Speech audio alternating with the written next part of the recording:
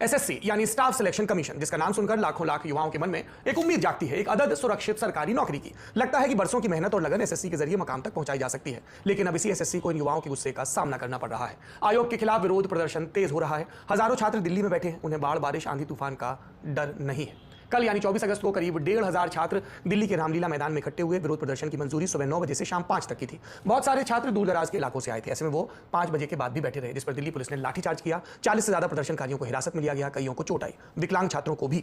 हमारे साथी रजत और राशिद मौके पर मौजूद थे, जिम्मेदारी भरी पत्रकारिता कर रहे थे। पुलिस ने उनके साथ भी बदसलूकी की, इस पर भी विस्तार से बात करेंगे, लेकिन पहले छात्रों की आप बीती सुनते हैं। मैं शाम में हम लोग स्टेज पे थे, तो हमें लगा था कि अब तो रात हो गया। किसी ने बोला कि शाम में तो लाठी चार्ज होता नहीं, लेकिन अंधेरा था, तो हम लोग थोड़ा बहुत नारे लगा रहे थे। हमें लगा कि अब खत्म हो गया, अब जाना ही है। बारिश भी हो रही थी थोड़ी थोड़ी थी, तो फिर उसके बाद पीछे से पकड़ के लगे फेंकने सबको। हम लोग सिविल ड्रेस में, पुलिस वाले ही होंगे। शकल तो किसी का नहीं दिख रहा था, क्योंकि अंधेरा। सिविल ड्रेस में थे या पुलिस वर्दी में? नहीं, पुलिस वर्दी वाला तो किसी ने नहीं मारा। जो मारा होगा या खींचा होगा तो सिविल ड्रेस वाला ही होगा, क्योंकि पुलिस की वर्दी से पहचान जा रहे थे हम लोग, तो हम लोग खुद ही थोड़ा सा साइड हो जाते थे कि पुलिस वाले, लेकिन जो सिविल वाले थे वही खींच के ले जा रहे थे हम लोग को वहाँ से। उसके बाद हम लोग थोड़ा बहुत नारे लगा रहे थे, सोचे कि अब खत्म हो गया, अब जाएंगे, अंधेरा हो गया, अब तो यहाँ रह नहीं सकते। बारिश भी हुई थी, कीचड़ी बहुत था, लेकिन फिर पीछे से किसी ने मुझे खींचा और खींच के ले गया। फिर सीधे मैं जब जगह थोड़ा सा होश में आया तो स्टेज के मैं नीचे पड़ा था, फैला हुआ। अच्छा, आप स्टेज के ऊपर थे? मैं पहली लाइन में, जब मैं फिर उसने मेरी नींद हल्का सा खुली तो फिर मैं सीधा नीचे फैला हुआ था। बेहोश हो गए उतनी देर? पड़े रहे अकेले? पड़े रहा अकेले सब। ये लग रहा है कि ये ऐसे कोई मेरे ऊपर से भागा भी है भगदड़ में, या किसी ने मारा भी है पैर से, वैसे। आपने नौजवानों की बात सुनी, अब पूरी कहानी है। एसएससी केंद्र सरकार की एक बॉडी है। केंद्र सरकार के मंत्रालयों, विभागों और दूसरे दफ्तरों में ग्रुप बी और ग्रुप सी भर्तियां एसएससी के जिम्मे होती हैं, जहां से नॉन गेजेटेड और नॉन टेक्निकल पोस्ट भी भरी जाती हैं। हर साल लाखों युवा एसएससी भर्तियों के फॉर्म भरते हैं। डिपार्टमेंट ऑफ पर्सनल ट्रेनिंग यानी डीओपीटी के तहत काम करता है एसएससी। इसके तहत सबसे बड़ा एग्जाम होता है कंबाइंड ग्रेजुएट लेवल का, एसएससी सीजीएल इसे कहा जाता है। इनकम टैक्स इंस्पेक्टर, ऑडिटर्स और केंद्रीय मंत्रालयों में असिस्टेंट जैसे पोस्ट इसके जरिए भरे जाते हैं। इसके बाद होता है सीएचएसएल जैसा एग्जाम, 10+2 के लेवल का, लोअर डिवीजन क्लर्क और डेटा एंट्री ऑपरेटर्स के पदों पर भर्ती होती है। ग्रेड सी और डी के stenographer, junior engineer, general duty constable जैसे एग्जाम भी एसएससी ही करवाता है। ये एग्जाम अपने कॉम्पिटिटिव नेचर के लिए जाने जाते हैं। खूब पढ़ाई करनी होती है और प्रैक्टिस भी। गांव देहात, कस्बों से लेकर बड़े शहरों तक के युवा इनमें बैठते हैं। इस बार के एसएससी सीजीएल एग्जाम में करीब 30 लाख युवा बैठने वाले हैं, और इतने हाई स्टेक्स के बीच गड़बड़ियां हो रही हैं। जाहिर है गुस्सा फूटेगा। कुछ यही हुआ इस साल जुलाई के आखिर और अगस्त की शुरुआत में। 24 जुलाई से 1 अगस्त के बीच एसएससी पोस्ट फेज 13 का एग्जाम होना था। ग्रुप सी के पदों पर भर्ती 5 लाख के करीब अभ्यर्थियों ने फॉर्म भरे। 142 शहरों के 194 सेंटर्स पर एग्जाम कंडक्ट किया जाना था, लेकिन इस कंप्यूटर बेस्ड एग्जाम के शुरू होते ही आने लगी शिकायतें। छात्रों ने कहा सैकड़ों किलोमीटर यात्रा कर जब सेंटर पहुंचे तो पता चला एग्जाम कैंसिल। जहां हुआ वहां टेक्निकल गड़बड़ियां भी सामने आई। एग्जाम को 2 अगस्त तक बढ़ाया गया, लेकिन शिकायतें जस की तस। कभी स्क्रीन ब्लैंक तो कभी माउस नहीं चला, कभी सर्वर खराब तो कभी बायोमेट्रिक वेरिफिकेशन नहीं हो पाया। शिकायतें ये भी कि सेंटर बहुत दूर रखे गए। एडमिट कार्ड का भी मुद्दा सामने आया। एसएससी के नियमों के मुताबिक एग्जाम से 4 दिन पहले तक एडमिट कार्ड रिलीज कर दिए जाते हैं, लेकिन इस बार एकदम आखिर तक नहीं मिले, और इन्हीं मुद्दों की जड़ में रहा पहली बार एसएससी एग्जाम कंडक्ट करवा रही कंपनी एडिक्विटी का मुद्दा। दरअसल एसएससी अभी तक जानी मानी आईटी कंपनी टीसीएस को एग्जाम कंडक्ट करवाने का ठेका देता रहा, लेकिन इस बार ठेका मिला एडिक्विटी करियर टेक्नोलॉजीज को। छात्रों ने आरोप लगाया कि कंपनी तैयार नहीं थी, खासकर इतने बड़े स्तर का एग्जाम करवाने के लिए। इसको लेकर जुलाई के आखिर में कुछ छात्र और कोचिंग संस्थान वाले टीचर सड़कों पर उतरे। राजधानी दिल्ली में कुछ विरोध प्रदर्शन पटना, जयपुर, लखनऊ में भी हुए थे। दिल्ली में विरोध प्रदर्शनों की शरणस्थली यानी जंतर मंतर में 31 जुलाई और 1 अगस्त को जुटान हुआ। नाम दिया गया दिल्ली चलो। छात्रों, अध्यापकों ने नारेबाजी की, तख्तियां लहराई, डीओपीटी के मंत्री जितेंद्र सिंह से मुलाकात की मांग की। सोशल मीडिया पर एसएससी सिस्टम सुधारो, जस्टिस फॉर एस्पिरेंट्स और एसएससी मिसमैनेजमेंट हैशटैग चले। देखते देखते स्थिति तनावपूर्ण भी हुई। 1 अगस्त को जब प्रदर्शनकारी डीओपीटी की तरफ बढ़े तो पुलिस से हल्की फुल्की झड़प हुई। लाठीचार्ज के आरोप लगे, जिन्हें पुलिस ने नकारा। कई टीचर्स को हिरासत में लिया गया। बस में बेवजह घंटों घुमाने के आरोप लगे, बाद में छोड़ दिया गया। ललन टॉप ने पूरे घटनाक्रम की पल पल की कवरेज की थी। कुछ दिनों बाद SSC chairperson S Gopal Krishnan से इंटरव्यू में हमने सारे जरूरी सवाल पूछे। कई पहलुओं पर गड़बड़ियों की बात उन्होंने स्वीकारी और सुधार की बात भी कही। मैं यही कहना चाहूँगा कि किसी भी सरकारी प्रोक्योरमेंट हो या टेंडर हो, role for discretion is kept minimal.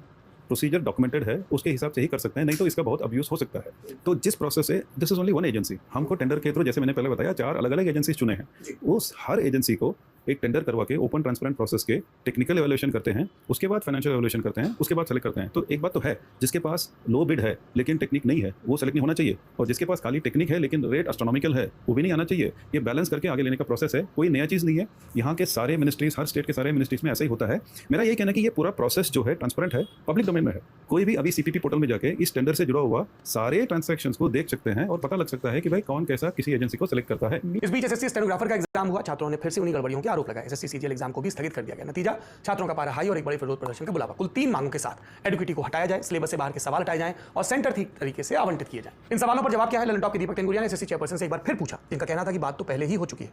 Individually नहीं हो रहा है, individually nobody has come here, nobody has met us, but जैसे इस माध्यम से भी हम बोल रहे हैं, I am addressing to the same things which have addressed. जो भी कल एजुकेशन के बारे में पढ़ रहे हैं और लिख रहे हैं, मैक्सिमम इश्यूज पहले ही यहीं आके लोग हमें मिलकर लिखित में दे चुके हैं, and we are in the know of that and we are taking corrective action. तो यह है इस मुद्दे पर अब तक का हिसाब। इस बीच कुछ और बातें हो रही हैं। कुछ टीचर्स में आपस में भिड़ंत, एक दूसरे पर इस आंदोलन को खराब करने और लाइमलाइट लूटने के आरोप। वीडियो सोशल मीडिया पर तैर रहे हैं, आप देख सकते हैं। हम कुछ और जरूरी बात करना चाहते हैं। जैसे हमने आपको बताया, दिल्ली पुलिस ने प्रोटेस्ट करने गई ललन टॉप की टीम से बदसलूकी की, और इसके केंद्र में दिल्ली सेंट्रल के डीसीपी नितिन वल्सन, 2012 बैच के आईपीएस अधिकारी। पहले देखिए उन्होंने क्या किया और करवाया। हम सर को दिखा रहे हैं ना, ये ले दिखा रहे हैं, हम आप ही को दिखा रहे हैं।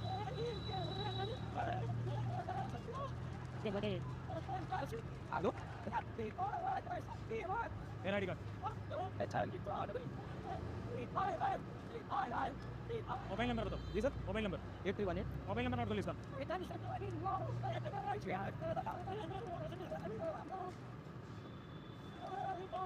सर डाउट है आज किस बात का डाउट है सर? वही दी तो आपने देखा पहले कैसे हमारे रिपोर्टर रजत से उनका नाम पूछा जाता है, फिर आईडी कार्ड देखा जाता है, नंबर मांगा जाता है, फिर बारी आती है camera person, camera journalist, video journalist Rashid की। उनका आईडी कार्ड देखते ही अचानक से डीसीपी साहब को डाउट होने लगता है और इसी के आधार पर हमारे दोनों साथियों को धकेलते हुए बस में बिठा दिया जाता है। उनके आई कार्ड जब्त कर लिए जाते हैं, जो अभी भी दिल्ली के कमला नगर पुलिस स्टेशन में है जब मैं ये शो रिकॉर्ड कर रहा हूँ। हमारे साथियों से सुनिए। 23 अगस्त की सुबह तकरीबन 9:15 बजे मैं और राशिद रामलीला मैदान पहुंच गए थे एसएससी प्रोटेस्ट को कवर करने। हम सुबह से प्रोटेस्ट कवर कर रहे थे। जैसे जैसे शाम हुई वहाँ पर पुलिस बल लगातार बढ़ता जा रहा था। 5-6 बजे के बीच जो एसीपी हैं वो मंच पर आती हैं, वो छात्रों से अपील करती हैं कि 5 बजे तक आपके पास परमिशन थी, अब ग्राउंड खाली कर दें, रामलीला मैदान से आप लोग चले जाएं और कल सुबह की परमिशन है, कल सुबह आप आ जाइए।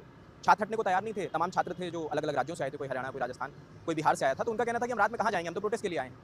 उसी बीच धीरे धीरे पुलिस की मौजूदगी वहाँ पर बढ़ती जाती है। हम अपना काम कर रहे थे, तभी जो दिल्ली के सेंट्रल के डीसीपी हैं नितिन वालसन, वो वहाँ पर आते हैं। वो हमसे कहते हैं कि तू बड़ा हीरो बन रहा है, मैं सुबह से तुझे देख रहा हूँ, तू अब यहाँ से जा। तो हम भी उनसे वो विनम्रतापूर्वक ही कहते हैं सर जैसे आप अपना काम कर रहे हैं हम भी अपना काम कर रहे हैं, और ये कह के मैं अपना काम करने लगते हैं और राशिद भी शॉट्स लेने लगते हैं कि पुलिस बल के और बाकी प्रोटेस्ट के।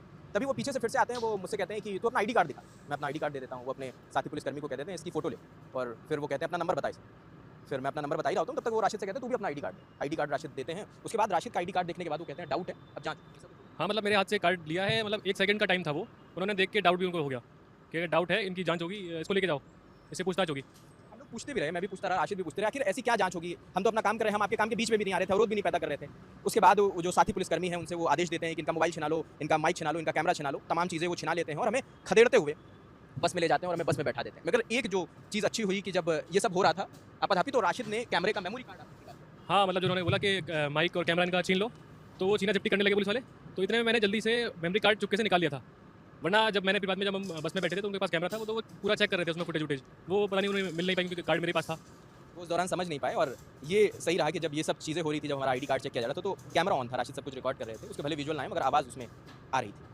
अब हमारे कुछ सवाल हैं डीसीपी नितिन वल्सन के लिए भी और केंद्रीय गृह मंत्री अमित शाह के लिए भी, जिनके अंडर में दिल्ली पुलिस का महकमा काम करता है। सवाल, क्या डीसीपी नितिन और दिल्ली पुलिस महकमा मीडिया को डराने धमकाने में यकीन रखता है? क्या ये उनका मीडिया मैनेजमेंट है? क्या हमारे पत्रकारों को इसलिए निशाना बनाया गया ताकि पुलिस की कारस्तानी सामने ना आ सके? रामलीला मैदान पर लाठीचार्ज की परिस्थितियां क्यों बनी? क्या और बेहतर तरीके से स्थिति नहीं संभाली जा सकती थी? ये छात्र कोई पेशेवर अपराधी नहीं और किसी किस्म की अराजकता नहीं कर रहे थे।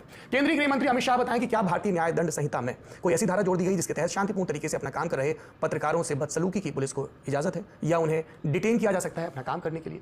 क्या केंद्रीय गृह मंत्रालय डीसीपी नितिन वल्सन की जवाबदेही तय करेगा? भारत के संविधान में अभिव्यक्ति की आजादी का महत्व है। संविधान कहता है भारत के किसी भी नागरिक के साथ रंग, जाति, धर्म, नस्ल और लिंग के आधार पर भेदभाव नहीं किया जा सकता। जाहिर सी बात है कि ये बातें आईपीएस अधिकारी नितिन वल्सन को भी पता होंगी। यूपीएससी की तैयारी भी की होगी, कॉन्स्टिट्यूशन पढ़ा भी होगा और शपथ तो उसकी खाते ही होंगे। यूपीएससी की प्रतिष्ठित तैयारियों के बाद अब जीवन में उसके अमल की बारी आई तो आई कार्ड देखकर उनके भीतर के बायसेस सामने आ गए। छात्रों के सवाल हम फिर भी पूछते रहेंगे क्योंकि जनादेश के नाम पर सत्ता में बैठे और उस जनादेश को जो रिपोर्ट करते हैं ऐसे ब्यूरोक्रेसी वाले, उन सब की जिम्मेदारी तय करने की जिम्मेदारी हमारी ही है। लोकतंत्र की और संविधान की दुहाई सिर्फ आपके लिए नहीं है, जिम्मेदारियां सबकी हैं, जवाबदेही सबकी है। इसलिए सवाल पूछा जाएगा और दिल्ली पुलिस से जुड़ा हर सवाल